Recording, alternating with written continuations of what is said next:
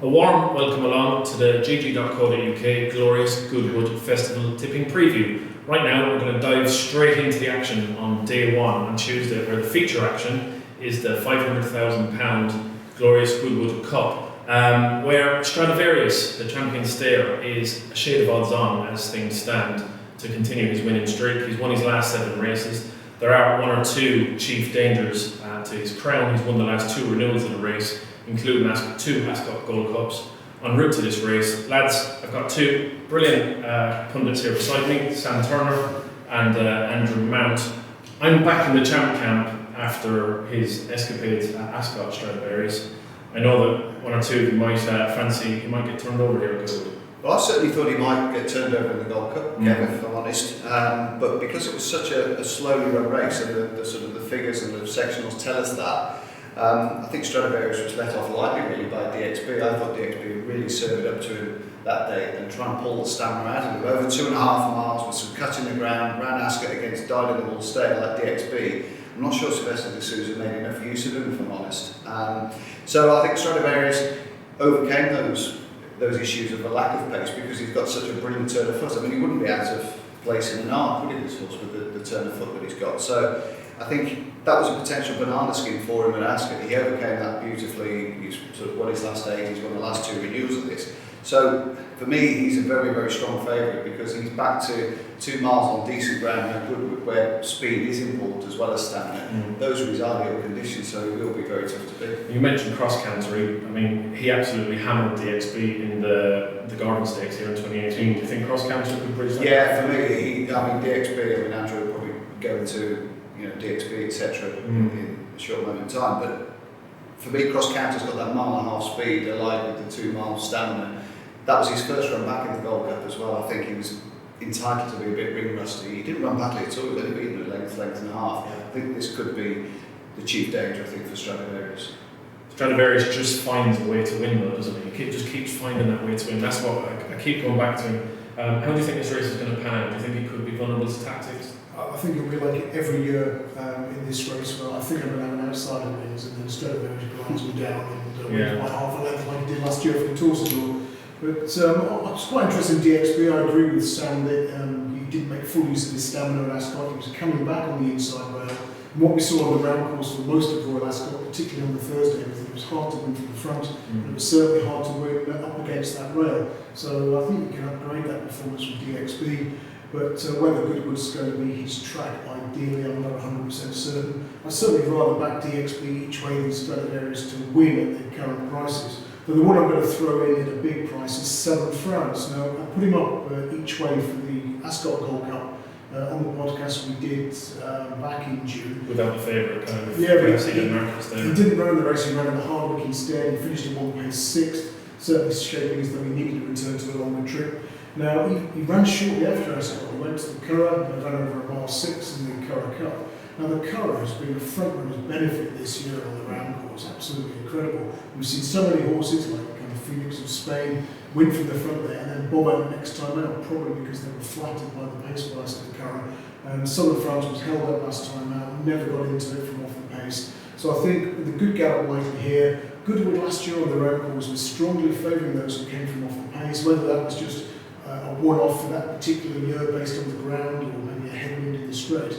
But I think Southern France could outward his odds here and reward each way support. Southern France available to back at double figure odds. I think the most likely winner is still Stradivarius. A bit of a boring selection on my part, but he's a champion for a reason. He finds a way to win.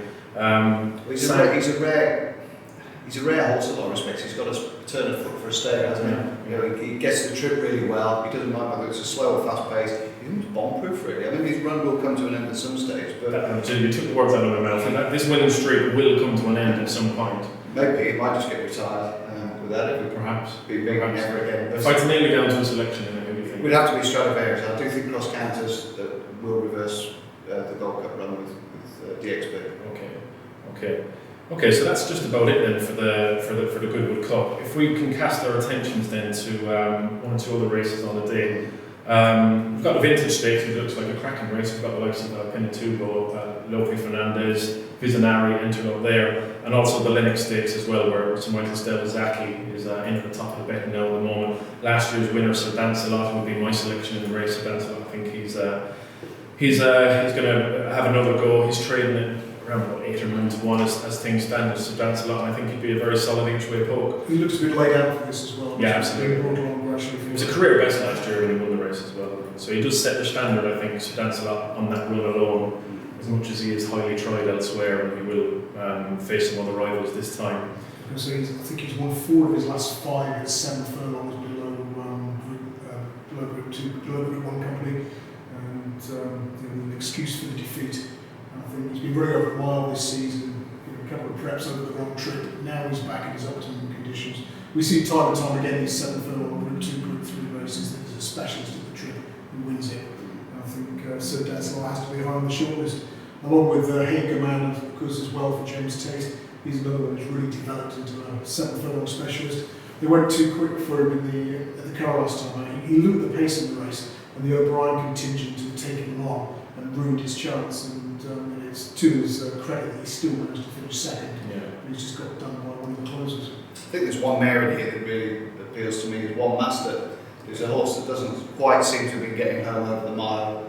She ran a brilliant race in the Queen. Back to the Queen. She had wonderful around. Yeah, and then just that stamina ebbed away in those closing stages, didn't it?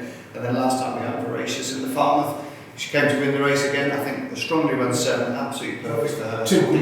Typical Newmarket dry course pace bias. The winner's made all, and it's been hard to come from the back. And she's done well to get second in that, I thought. Okay, so if you're going with Sir Dancelot, you're going to stick with One Master. I like Sir Dancelot as well, but I'll throw one more into the mix. Never No More for Aidan O'Brien. Has been seen since winning a Leopardstown 2000 Guineas trial. Won his last 2 races. Very well bred, open to improvement. So Never No More would be another one to throw into the mix there for the Lennox Stakes. In the Vintage, anything in particular? Pinatubo, we'll have to mention Pinatubo because he wasn't usually impressive, wasn't he? And also Visionary who's got his reputation after the reverse at Newmarket last time. Obviously he looked a special talent, didn't he, first time up. The Speed Figure Boys, which I'd like to include myself as one, were eulogising about his... Sorry? Speed Figure Boy? Well, Speed Figure Pensioners, which I'll certainly include myself. We were eulogising about that performance.